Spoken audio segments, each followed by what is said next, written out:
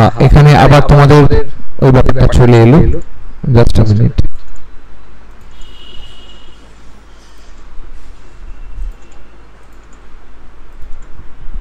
দেখো এটা রিমা চক্রবর্তী ওর লেখাটা এখানে ক্লিয়ার হয়েছে তোমরা আশা করি দেখতে পাচ্ছ রাইট আমি একটু বাড়িয়ে নিলাম যাতে পুরো ব্যাপারটা হয়ে যায় একসাথে এক জায়গায় আসে আমি এই লেখাটাকে ছোট করতে পারবো না বা লিখতে পারবো না কারণ যেহেতু এটা সরাসরি পিকচার ফর্মে আছে কারণ এটাকে তাহলে আমাকে ওই ওয়ার্ডে কনভার্ট করে অনেক কারিকুলাম করতে হবে যার সময় আমার কাছে এই সপ্তাহে ছিল না বাট যেটা বলছি ঠান্ডা মাথায় বুঝবে miser ইনক্লুশনস generally having extreme desire to accumulate things whether they are necessary or not acha are considered misers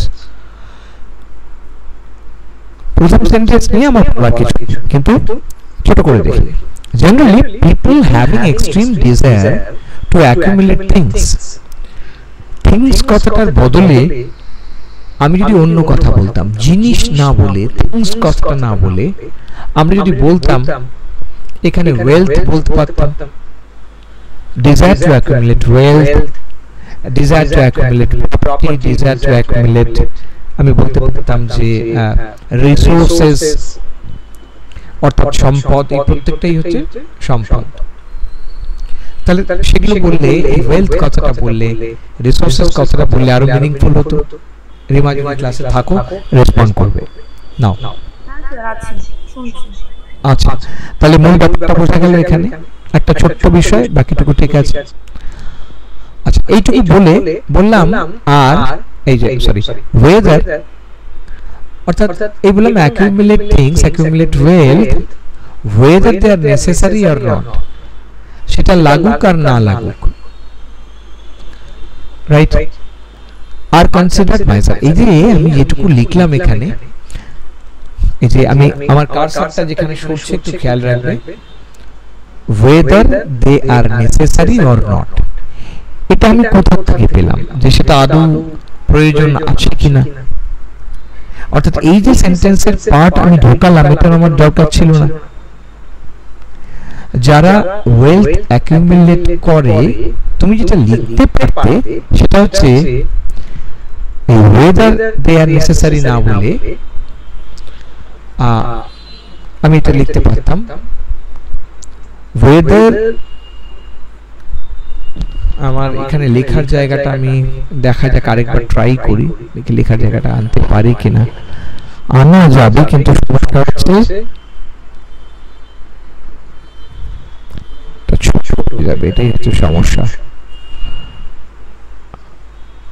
তোমরা কি দেখতে পাচ্ছ হ্যাঁ স্যার দেখা যাচ্ছে ফাইন যদি দেখা যায় তাহলে নেই সো এই যে আমি যেটা বলছিলাম এইখানে বরং আমরা দিতে পারতাম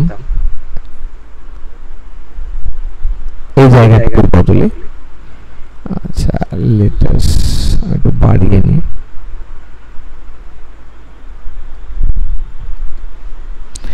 ওকে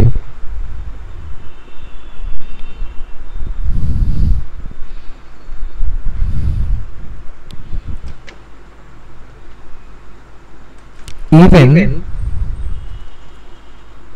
at the cost of necessity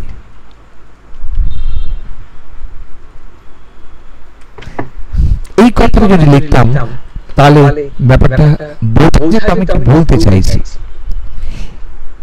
অর্থাৎ যারা অ্যাকুমুলেট করে যাদের মধ্যে এই একটা তীব্র বাসনা আছে সঞ্চয় করার even at the cost of necessity অর্থাৎ আমার প্রয়োজনীয়তাকে স্যাক্রিফাইস করে at the cost of কথাটার মানে কি সবাই জানে দাম চুকিয়ে তাহলে দাম চুকিয়ে মানে কি সেটাকে স্যাক্রিফাইস করে রাইট এটা করা যায় আর কনসিডার্ড মাইসার অর্থাৎ তাদেরকে মাইসার বলা হয় ঠিক আছে অসুবিধা নেই This notion is not just invalid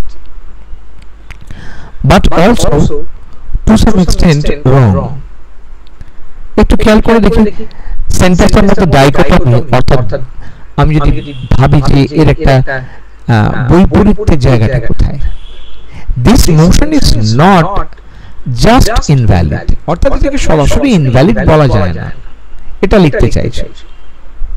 ধরো যদি এটাকে লিখে ভালোভাবে লেখার কোনো যে প্রয়োজন ছিল তা নয়, যদি কেউ লিখতে চায় তাহলে এটাকে তো অন্যভাবে প্রেজেন্ট করা যায়। this notion প্রথম রাখলাম can't be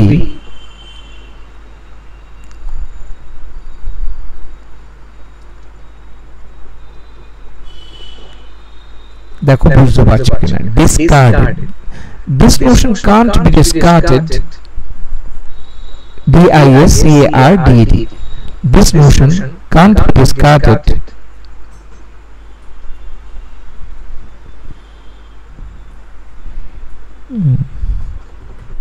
নোশন মানে কি?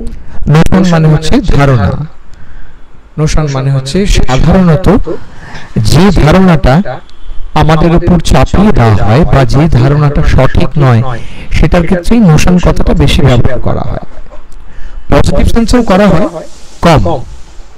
তাই বললাম this notion can't be discarded at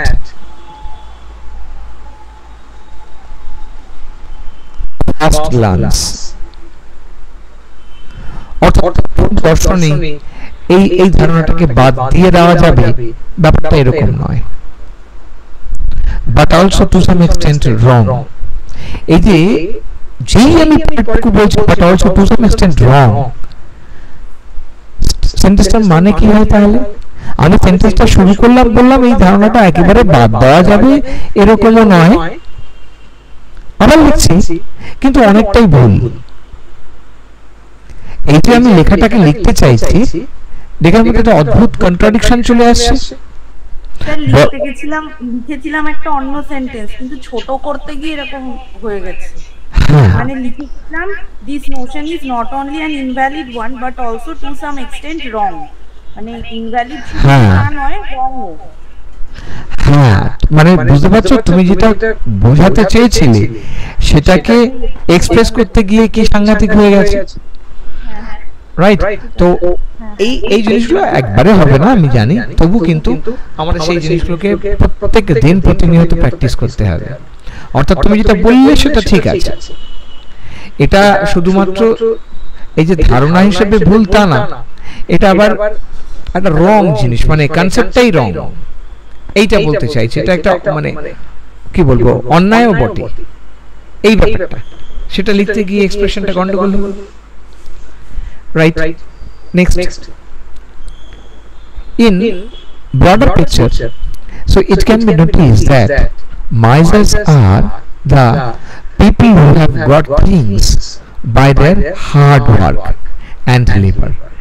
এই যে পুরো জিনিসটা হলো, এটা খুব সুন্দর লেখা হয়েছে। তাহলে এখানে পরিষ্কার বলছে, এটা লক্ষ্য করা যায়, এই যে বলছে it can be noticed, এটাকে না করে আমি লিখতে পারি it is often noticed, can be noticed। এই কথা শুনতে খারাপ লাগে, এটা প্রায়ই দেখা যায় যে it is often noticed that misers are the people who have got things by their hard work। আচ্ছা, who have got না করে সবকিছু যদি obtained করে দিই তাহলে শব্দের অর্থটা আরো ক্লিয়ার হয়ে যায়। স্যার আর্নও করা যেত না? হ্যাঁ, ভেরি গুড, খুব সুন্দর হতে পারে। এখানে আর্ন মানে কিন্তু শুধুমাত্র উপার্জন নয়, এখানে আর্ন মানে হচ্ছে অ্যাচিভ করা, ঠিক আছে? অর্থাৎ অবটেন, যে হ্যাঁ অ্যাচিভ করা যেত। আস্তে আস্তে আমাদের ঠিক হয়ে যাবে। তাহলে who have obtained or achieved things by their hard work, একদম সুন্দর লেখা হয়েছে, এন্ড লেবার। তাহলে আমি যদি দেখি এই অবধি কনসিডার করি, তাহলে ফার্স্ট পয়েন্ট এক, সেকেন্ড পয়েন্ট যেটা কারেক্ট করে আমরা বললাম, ঠিক আছে, থার্ড পয়েন্ট লেবার, মূলত লেখার আমি যদি পরিধি বলি তাহলে এটাই। So they like to spend their earnings very judiciously, অর্থাৎ একদম ঠিক কথা বলেছে। তাই তারা কি করে, তাদের এই আর্নিংস কে, তাদের উপার্জনকে, এবং আর্নিংস এর লাস্টে এস আছে, এটা খুব ইম্পর্টেন্ট, ঠিক আছে, একটু খেয়াল রাখবে। এবং খুব সুন্দর একটা ব্যবহার করেছে, ভেরি জুডিশিয়াসলি, দারুণ সুন্দর শব্দটা ব্যবহার হয়েছে। তো রিমার যদি প্রথম দিকের জায়গাটুকু একটু ঠিক করে দেওয়া যায়, আগের থেকে লেখা অনেক বেশি পাকাপোক্ত, অনেক বেশি ফর্মে চলে এসেছে, রাইট? আশা করি এইটুকু ক্লিয়ার করতে পারবো। যারা দেখছো তাদেরকেও বলবো, রেকর্ডিং কাজ সত্ত্বেও একটু হাতে লিখে নেওয়াটা জরুরি, স্পেশালি যে এক্সপ্রেশনস গুলোর কথা আমি বললাম। দয়া করে বাবা এটা একটু নিজে রেখো, আমি বারবার তোমাদের বলছি এগুলোকে করাটা অন্তত উচিত, ঠিক আছে? চলো, কপিটা সেভ হলো এইভাবে, এবং অ্যাকর্ডিংলি আমি পাঠিয়ে দেব, ঠিক আছে? ফাইন, এটাকে আমি রাখছি আপাতত। চলো পরের কপিতে আসা যাক।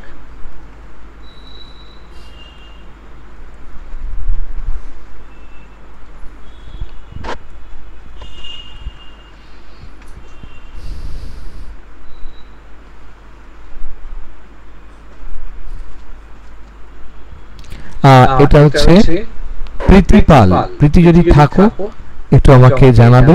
প্রীতি খুব সম্ভবত নেই। হ্যাঁ স্যার আছে। আছে, ও আছে, ফাইন। তাহলে প্রীতি নিশ্চয়ই দেখতে পাচ্ছ তোমার কপিটা। প্রবলেম হচ্ছে না তো দেখতে? না স্যার। ফাইন, চলো আমরা বিষয়টাকে ভালো করে দেখে নিই।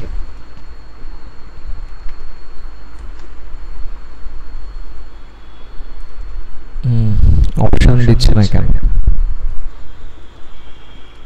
সে কি? ইউজুয়ালি কালার চুজ করতে দেয় যেমন আগেরটাই হলো, এখানে সেটা নেই কেন?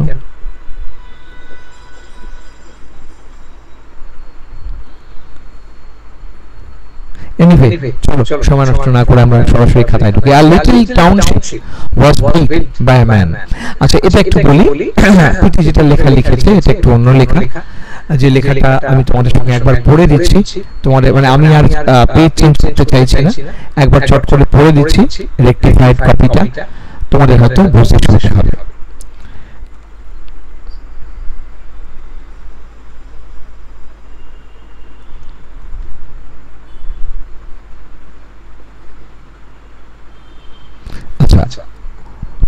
ছিল এরকম, a man in the east gave up all the worldly concerns, অর্থাৎ প্রাচ্যের একজন মানুষ তার সমস্ত কিছু জাগতিক চাহিদা ত্যাগ করেছিল, and went to a wood। এখানে wood কথাটা ভুল আছে, woods হবে, যাই হোক, went to a woods অর্থাৎ জঙ্গলে চলে গেছে, where he built a hut and lived in it, যেখানে একটি কুটির বানিয়ে তিনি বসবাস শুরু করেন। His only clothing was a piece of cloth that wore round his waist। যিনি সেটাকে পরেছিলেন তার ক্লোদিং বলতে ছিল একটা টুকরো কাপড়, শুধু সেটুকু পরিধান করি, মানে কোমরের চারপাশে ওটুকু পেঁচিয়ে জীবন কাটাতেন। But as ill luck would have it, যেহেতু ভাগ্যের দোহাই, যেহেতু ভাগ্য বিরূপ, এই would have it, এই কথাটার এক্সপ্রেশনটা এরকম। Rats were plentiful in the wood, অর্থাৎ সেই উডসে কি ছিল, প্রচুর ইঁদুর ছিল। So he had to keep a cat. A cat requires milk, so he had to keep a cow. The cow required tending, so a cowboy was employed, সেখানে একজন রাখাল বালককে আনা হলো। The boy required a house to live in, so the house was built for him. To look after the house, a maid had to be engaged. সেই বাড়িটাকে দেখাশোনার জন্য আবার চাকর বা চাকরানির প্রয়োজন হলো। To provide company for the maid, a few more houses had to be made, and people were invited to live in them. In this manner, a little township sprang up. in the lovely wood, অর্থাৎ ওই জঙ্গলের মধ্যে একটা নতুন township জন্ম নিল। এইটা ছিল হচ্ছে আমাদের মূল বিষয়, এটাই ছিল আমাদের উপজীব্য বিষয়, সেটা নিয়ে ও লিখেছে। ঠিক আছে, আমি একটু প্রথমে বলে দিই যে এই যে লেখাটা, এই লেখাটার মধ্যে একটা বিষয় আছে। যেমন ও লিখেছে a little township was built by a man, এটা হচ্ছে লেখার মানে কি বলবো টাইটেলটা হচ্ছে, তো এটা আমি আগে ইউজ করেছি। তোমাদের বলেছিলাম এখানে মূল বিষয়টা হচ্ছে জার্নিটা, অর্থাৎ একটা লোক এটা বানালো এটা নয়, এটা উনি বানাননি, উনি ত্যাগ করতে চেয়েছিলেন, তো এই ত্যাগ করতে গিয়ে আরো ভোগের মধ্যে জড়িয়ে গেছেন। মানে সোজা কথায় জগৎ বিমুখ হতে গিয়ে তিনি জগতেরই একটা অংশ হয়ে গেলেন। ইনফ্যাক্ট এটা তিনি নিজে করেননি, হয়ে গেছে। তো সুতরাং আমি যদি বলি a little township was built by a man, তাহলে লেখাটা ভুল হয়ে গেল। বরঞ্চ একটা জঙ্গল থেকে একটা শহর তৈরির উত্থান, যদি আমরা এরকম বলতে পারতাম a journey from a small village to a town বা from a village to town, তাহলে এই ব্যাপারটাকে অনেক ভালো করে লেখা যেত। আর আগের দিনও এটা আমি বলছিলাম তোমাদের, এটা যেহেতু পুরনো রাইটিং। ফাইন, চলো কি লিখছি, a man gave up all worldly happiness and began to live in a wood or in a forest, but there he, এখানে কি আছে, faced problems। এই জাতীয় লেখা আমি অ্যাভয়েড করব। এই জাতীয় লেখা মানে কি বোঝাতে চাইছি, আমি লিখছি but there faced problems, sorry faced problems, সেখানে তিনি অসুবিধার সম্মুখীন হয়েছিলেন। এই যে কথাটা আমি বললাম, এক কথায় এটাকে আমি চেষ্টা করলাম, অনেকগুলো প্রবলেমের কথা আছে তার মধ্যে আমি এই ব্যাপারটাকে বোঝাবার চেষ্টা করলাম না, ওরকম ভাবে না। আমি যদি এই কথাটা শুধু একটা সেন্টেন্সে এতটা জায়গা নিয়ে নিই, মুশকিল। As the problems were solved one by one, a small township was built up there because he had others to solve the problems. তো এই যে কথাটা লিখলো, আমি শেষ পার্টটাকে রাখলাম। এই যে শেষ পার্ট মানে এইখানে, অর্থাৎ এই পার্টটা তিনি অন্যদের হায়ার করেছিলেন প্রবলেমটাকে সমাধান করার জন্য। তাহলে এই যে বাট দেয়ার ফেস প্রবলেমস, এইটাকে যদি আমি অন্যভাবে লিখতে পারতাম, অর্থাৎ দ্য জাঙ্গল, ধরো আমি লেখাটা একটু উপর দিক থেকে লাগছি, তাহলেই হয়তো বেটার হবে তোমাদের পক্ষে বুঝতে।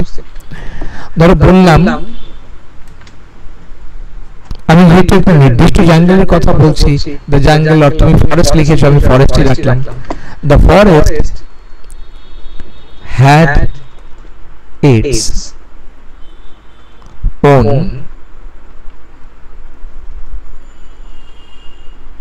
issues, মানে কি সেই জঙ্গলের কিছু নিজস্ব সমস্যা ছিল। বুঝতে পারলাম? এবার আমি লিখি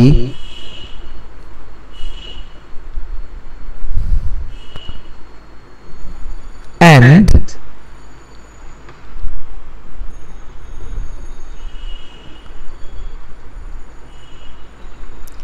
in course of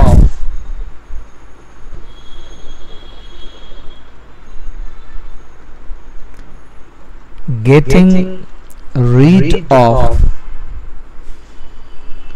that, he hired others to solve the problems. অর্থাৎ হি, এবারে তুমি যা লিখেছো তাই। এবার দেখো সিকোয়েন্সটাকে মজা পাচ্ছে। তিনি ফরেস্টে গিয়ে বসবাস শুরু করলেন, ফরেস্টের নিজস্ব কিছু অসুবিধা ছিল, এবং তিনি কি করলেন, এর থেকে মুক্তি পেতে and in course of getting rid of that, মানে গেটিং রিড অফ কথাটার মানে কি? টু গেট রিড অফ কথাটার মানে এর থেকে মুক্তি পাওয়া, অর্থাৎ এর থেকে মুক্তি পেতে গিয়ে তিনি হায়ার করলেন অন্য মানুষকে। এইবার লেখাটা একদম এক্সেলেন্ট জায়গায়, ঠিকঠাক জায়গায় পৌঁছে গেল। আচ্ছা, আমি কি প্রীতি ক্লিয়ার করতে পারলাম? প্রীতি একটু বলবে? হ্যাঁ স্যার, বুঝতে পেরেছি। তাহলে লেখা ভালো হয়েছে, কিন্তু আমরা আগেই বলছি, আমি রিমার লেখাও বলছি, তোমার লেখাও বলছি, লেখা কিন্তু ভালো হয়েছে, অনেক ম্যাচিউর লেখা আছে, কোনো সমস্যা আমি তেমন সেই অর্থে কোনো গুরুতর সমস্যা আমি দেখতে পাচ্ছি না। শুধু টাইটেলটা কি দেব আরেকবার বলে দিন। আমি যেটা বললাম যে আমি যদি লিখি যে একটা গ্রাম থেকে শহর, তার উপাখ্যান, গ্রাম থেকে শহর তৈরির উপাখ্যান, এরকম একটা কিছু লিখলে বেশ ব্যাপারটা জমদার হতো। ঠিক আছে, সেটাই বললাম যে দ্য জার্নি অফ আ জঙ্গল টু ফরেস্ট, এই সরি টু সিটি বা টু টাউন, এরকম একটা অ্যাঙ্গেল থেকে লিখতে পারলে অনেক বেটার হতো। নিঃসন্দেহে স্যার বলছি, আমার না মানে লিখতে গিয়ে প্রেসির ক্ষেত্রে যেটা সব থেকে বেশি সমস্যা হয় সেটা হচ্ছে টাইটেলটা নিয়ে আমার অনেক সময় চলে যায় শুধু টাইটেল ভাবতে গিয়ে। আচ্ছা, এই সলভটা বলি, খুব ইজি সলভ আছে। টাইটেলটা দেবেই না প্রথমে, তুমি লিখে ফেলবে, রাইট? তোমার লেখা হয়ে গেল, কমপ্লিট হয়ে গেল। এবার দেখো, এইবার টাইটেলটা ট্রাই করো, অটোমেটিক্যালি চলে আসবে। হ্যাঁ স্যার, আমি এটাই ট্রাই করি, প্রথমে আমি টাইটেল দিতে পারি না। দরকারও নেই, দেওয়া উচিত নয়, মানে যাদের ক্ষেত্রে সমস্যা আছে তাদের। ঠিক আছে, অর্থাৎ যদি এটা আমি জানি না, তুমি প্রীতি হয়তো নিজের এক্সপেরিয়েন্সটা বলতে পারবে, এটা করে কি তোমার উপকার হয়েছে? হ্যাঁ স্যার, মানে এটা করে আমার উপকার হয়েছে। আমি প্রথমে না হলে টাইটেল লিখতে পারি না, যখন আমি প্রেসিটা কমপ্লিট করি তখন আমার মাথায় আসে টাইটেল। তাহলে বোঝা গেল ঠিক এই কারণে আমি বলছিলাম যে মাথায় আসা একটা বড় ফ্যাক্টর। আমি ব্ল্যাঙ্ক মাথায় টাইটেলটা ঠিক করে বাঁচতে পারবো না, আমি আগে লিখে ফেললে দেখবো কিলবিল করছে টাইটেল। ঠিক আছে, এই কিলবিল আবার পরমপত্র সোসাইটি নয়, মানে নতুন যেটা বেরিয়েছে হেমলক সোসাইটির পর, সেটা নয়। যাই হোক, খেয়াল করো, হাসছো কিন্তু বাস্তবতাই কিলবিল বললে এখন লোকে মুভির কথা ভাবছে। যাই হোক, চলো আমরা এই বিষয়টা বুঝে নিয়েছি, এখানেও আমার কোনো সমস্যা নেই। আবারও বলছি, যারা ক্লাস করছো, যাদের লেখা এটা নয়, তারাও দেখবে। আমি বারবার বলছি, এটা রিকোয়েস্ট। আচ্ছা, চলে যাবো পরেরটায়। Just a minute.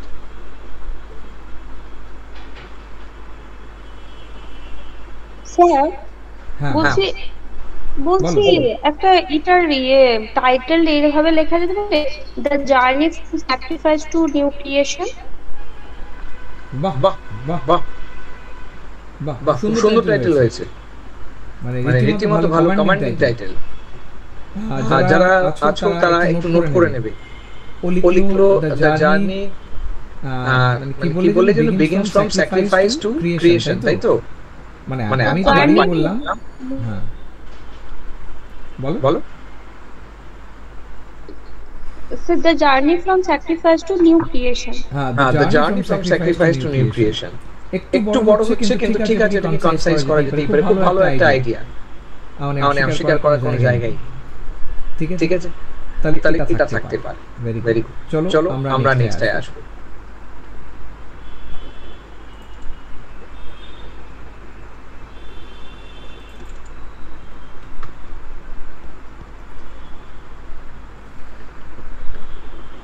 প্রীতির আরেকটা লেখা আছে, ও দুটো পড়েছে, যেহেতু দুটো পড়েছে আমি দুটো লেখাই রাখছি।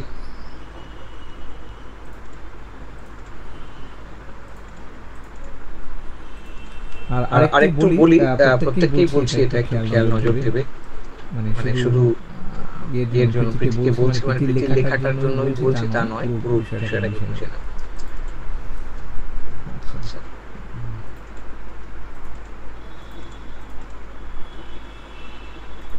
এক second.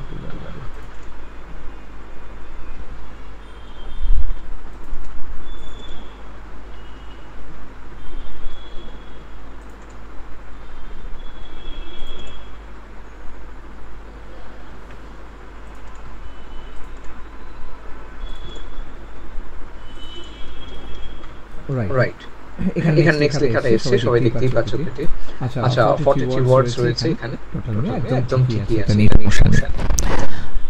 Mothers who are always ready to sacrifice all happiness, even they are also ready to sacrifice essential needs just for savings. আচ্ছা এই পুরো সেন্টেন্সটা পেলাম, এটাকে নিয়ে আমি একটু প্রথমে আসব। Mothers who are always ready to sacrifice all happiness, এইটা আমার কোনো মানে কিছু বলার জায়গা নেই, আমি যদি ফার্স্ট পার্টটা করি even they are also ready to sacrifice essential needs just for savings, এইখানে গন্ডগোল হয়ে গেল। এটাকে কিভাবে কয়েন করা যায়, অর্থাৎ ঠিকভাবে লিখতে গেলে কি হতে পারে? আচ্ছা জাস্ট আ মিনিট, আমি তোমার থেকে 2 মিনিট আমি চেয়ে নিচ্ছি। আমি সামনে একজন এসেছে, আমি ওনার সাথে কথা বলে আসি, জাস্ট 2 মিনিট।